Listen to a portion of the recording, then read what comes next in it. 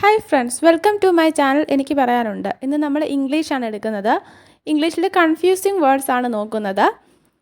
ഇത് PSC റിപ്പീറ്റഡായിട്ട് ചോദിച്ചുകൊണ്ടിരിക്കുന്ന confusing words ആണ്. നമുക്ക് നോക്കാം. ഫസ്റ്റ് സൈറ്റ് ആണ്. സൈറ്റ് നമുക്കറിയാം. ഈ മൂന്നെണ്ണവും എന്താണ്? സൈറ്റ് എന്നാണ് വായിക്കുന്നത്. CITE, SITE, SIGHT. ഇത് മൂന്നും സൈറ്റ് എന്നാണ് വായിക്കുന്നത്. പക്ഷേ ഡിഫറെൻറ്റ് മീനിങ് ആണുള്ളത്. ആദ്യത്തെ സൈറ്റിൻ്റെ മീനിങ് എന്താണ്? ടു മെൻഷൻ എന്നാണ്. CITE ആണെങ്കിൽ ടു മെൻഷൻ എന്നാണ് അർത്ഥം. മെൻഷൻ ചെയ്യുക. ഇനി SITE ആണെങ്കിലോ ഒരു പ്ലേസ്, ഒരു ലൊക്കേഷൻ ആണെങ്കിൽ SITE ആണ് പറയുന്നത്. ഇനി SIGHT ആണെങ്കിൽ വ്യൂ, കാണുക, കാഴ്ചയ്ക്കുള്ളതാണ് SIGHT. ഇനി അടുത്ത ഡ്യുവൽ ആണ് നോക്കുന്നത്. ഡ്യുവൽ DUAL ആണെങ്കിൽ ഡബിൾ എന്നാണ് അർത്ഥം. ഡ്യുവൽ ഡബിൾ എന്നാണ് അർത്ഥം. അതേസമയം DUEL ആണെങ്കിലോ EL വരുവാണെങ്കിൽ രണ്ട് പേഴ്സൺസ് തമ്മിലുള്ള ഫൈറ്റിനെയാണ് പറയുന്നത് ഡ്യുവൽ. ദ്വന്ദ്വയുദ്ധം എന്നൊക്കെ പറയുന്നത് മലയാളത്തിൽ ദ്വന്ദ്വയുദ്ധം എന്നൊക്കെ പറയും.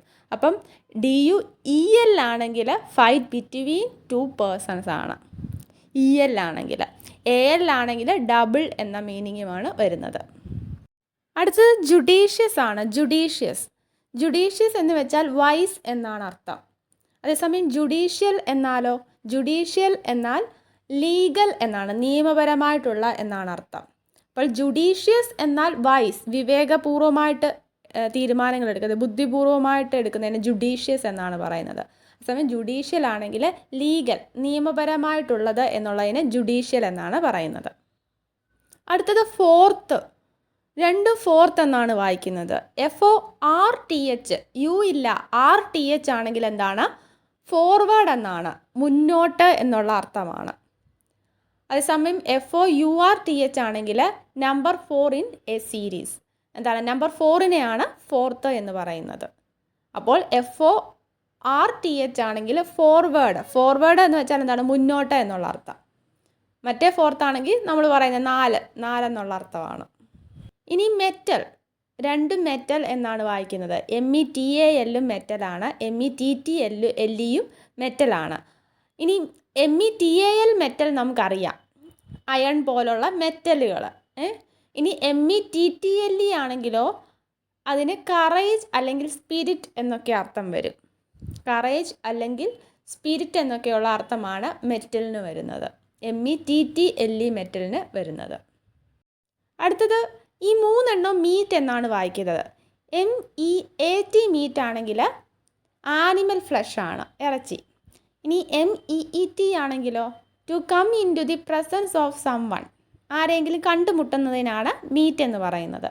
ഇനി അടുത്ത മീറ്റ് METE മീറ്റ് ആണെങ്കിലോ to measure or to distribute, എന്താണ്? അളന്ന് വിഭജിച്ച് കൊടുക്കുന്നതിനാണ് METE എന്ന് പറയുന്നത്. അളന്ന് വിഭജിച്ച് കൊടുക്കുന്നതിനാണ് METE എന്ന് പറയുന്നത്, പകുത്തു കൊടുക്കുക. ഇനി ചൈൽഡിഷും ചൈൽഡ് ലൈക്കും തമ്മിലുള്ള വ്യത്യാസമാണ്. ചൈൽഡിഷ് എന്ന് വെച്ച് കഴിഞ്ഞാൽ സില്ലി, വളരെ ബാലിശമായിട്ടുള്ള, സില്ലിയായിട്ടുള്ള എന്നുള്ള അർത്ഥമാണ് ചൈൽഡിഷിൻ്റെ അർത്ഥം. അതേസമയം ചൈൽഡ് ലൈക്ക് ആണെങ്കിൽ എന്താണ്? ഇന്നസെൻ്റ് എന്നാണ് അർത്ഥം. ഇന്നസെൻ്റ്, നിഷ്കളങ്കമായ, അല്ലെങ്കിൽ കുട്ടികളുടെ കൂട്ട് പെരുമാറുക, അതാണ് ചൈൽഡ് ലൈക്ക് എന്ന് വെച്ചാൽ. അപ്പോൾ ചൈൽഡിഷ് എന്ന് വെച്ചാൽ സില്ലി, ബാലിശമായ. ചൈൽഡ് ലൈക്ക് എന്ന് വെച്ച് കഴിഞ്ഞാൽ കുട്ടികളുടെ കൂട്ട് പെരുമാറുക, ഇന്നസെൻ്റ് ആയിട്ടിരിക്കുക. ഇനി അല്യൂഡ് എന്ന് വെച്ച് കഴിഞ്ഞാൽ എന്താണ്? എല്യൂഡ് എന്ന് വെച്ച് കഴിഞ്ഞാൽ കോൾ അറ്റൻഷൻ ടു ഇൻഡയറക്ട്ലി. എല്യൂഡ് എന്ന് വെച്ചാൽ കോൾ അറ്റൻഷൻ ടു ഇൻഡയറക്ട്ലി എന്നാണ് അർത്ഥം, സൂചിപ്പിക്കുക, ഇൻഡയറക്റ്റായിട്ട് പറയുക, അതാണ് ഒന്ന് സൂചിപ്പിക്കുക, അതാണ് അല്യൂഡ് എന്ന് വെച്ചാൽ. ഇനി എല്യൂഡ് എന്ന് വെച്ച് കഴിഞ്ഞാൽ അടുത്ത എല്യൂഡ് എന്താണ്? ടു അവോയ്ഡ് ചെയ്യുന്നതിനാണ് എല്യൂഡ് എന്ന് പറയുന്നത്. ഈ എല്യൂഡിന് പറയുന്നത് ELUDE ആണെങ്കിൽ അവോയ്ഡ് ആണ്. ഇനി അമിക്കബിളും. അമേബിൾ എന്ന് വെച്ചാൽ ലവബിൾ എന്നാണ്. അതേസമയം അമിക്കബിൾ എന്ന് വെച്ച് കഴിഞ്ഞാൽ ഫ്രണ്ട്ലി ആയിട്ട് പെരുമാറുക, ഫ്രണ്ട്ലി ആയിട്ട്. അപ്പോൾ അതാണ് അതിൻ്റെ വ്യത്യാസം എന്ന് പറയുന്നത്. അമേബിൾ എന്ന് പറഞ്ഞാൽ ലവബിൾ ആയിട്ടുള്ളത്. അതേസമയം അമിക്കബിൾ എന്ന് വെച്ച് കഴിഞ്ഞാൽ ചെറിയൊരു അർത്ഥ വ്യത്യാസം മാത്രമേ ഉള്ളൂ. ഫ്രണ്ട്ലി ആയിട്ട് നിൽക്കുക എന്നുള്ള അർത്ഥമാണ്. ആൾട്ടർ എന്ന് വെച്ച് കഴിഞ്ഞാൽ രണ്ടും ആൾട്ടർ എന്നാണ് വായിക്കുന്നത്. ആൾട്ടർ എന്ന് വെച്ച് കഴിഞ്ഞാൽ എന്താണ്? To change. ALTER ആണെങ്കിൽ ടു ചേഞ്ച്. മറ്റേത് അൾത്താർ എന്നും വേണമെങ്കിൽ വായിക്കാം. അൾത്താര സേക്രഡ് പ്ലാറ്റ്ഫോം. എന്താണ്? ബലിപീഠം. അൾത്താര എന്ന് മലയാളത്തിൽ പറയും. പള്ളികളിലൊക്കെയുള്ള അൾത്താര. അതാണ് രണ്ടാമത്തെ ആൾട്ടർ. ഇനി വീക്ക് നമുക്കെല്ലാം അറിയാം. WEAK ആണെങ്കിൽ എന്താണ്? Not strong. എന്താണ്? വീക്കായിട്ടുള്ളത്, അത്ര ശക്തിയൊന്നും ഇല്ലാത്തത് എന്ന അർത്ഥം. അതേസമയം WEEK ആണെങ്കിലോ എ പീരീഡ് ഓഫ് 7 days, ആഴ്ചയ്ക്കാണ് പറയുന്നത് അല്ലേ? അതേ ഉള്ളൂ വ്യത്യാസം. അത് പ്രത്യേകിച്ചൊന്നുമില്ല, എല്ലാവർക്കും അറിയാവുന്നതാണ്. ഇനി വെയിൻ, രണ്ടും വെയിൻ എന്ന് തന്നെയാണ് വായിക്കുന്നത്. VAIN ആണെങ്കിൽ പ്രൗഡ് എന്നാണ് അർത്ഥം. പ്രൗഡ്. VA വരുമ്പോൾ പ്രൗഡ് എന്നാണ് അർത്ഥം. അതേസമയം VEIN ആണെങ്കിൽ ബ്ലഡ് വെസലാണ്. വെയിന് ഞരമ്പ് എന്നുള്ള അർത്ഥം. VAIN ആണെങ്കിൽ പ്രൗഡ്, അഭിമാനം പൂർവ്വമായിട്ടുള്ള, അതാണ് വെയിൻ.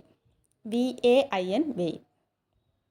അടുത്തത് ക്വയറ്റ്. രണ്ടും ക്വയറ്റ് എന്ന് തന്നെയല്ലേ വായിക്കുന്നത്. QUIE ആണ് വരുന്നതെങ്കിൽ, IET ആണ് വരുന്നതെങ്കിൽ കാം, സൈലൻ്റ് ആയിട്ടുള്ളതെന്നർത്ഥം. ഇനി അടുത്ത ക്വയറ്റ് എന്താണ്? QUITE ആണ് ഈ ലാസ്റ്റിൽ വരുന്നത്. അതെന്താണ്? കംപ്ലീറ്റ്ലി, എൻറ്റയർലി എന്നൊക്കെ അർത്ഥം വരും. എന്താണ്? തികച്ചും, ക്വയറ്റ് ഡിഫറെൻ്റ് ആയിട്ടുള്ള, തികച്ചും വ്യത്യസ്തമായിട്ടുള്ള എന്നൊക്കെ പറയത്തില്ലേ, ആ ക്വയറ്റാണിത്. കംപ്ലീറ്റ്ലി അല്ലെങ്കിൽ എൻറ്റയർലി. വീഡിയോ ഉപകാരപ്പെട്ടെങ്കിൽ ലൈക്ക് ചെയ്യുക, ഷെയർ ചെയ്യുക. Thanks for watching.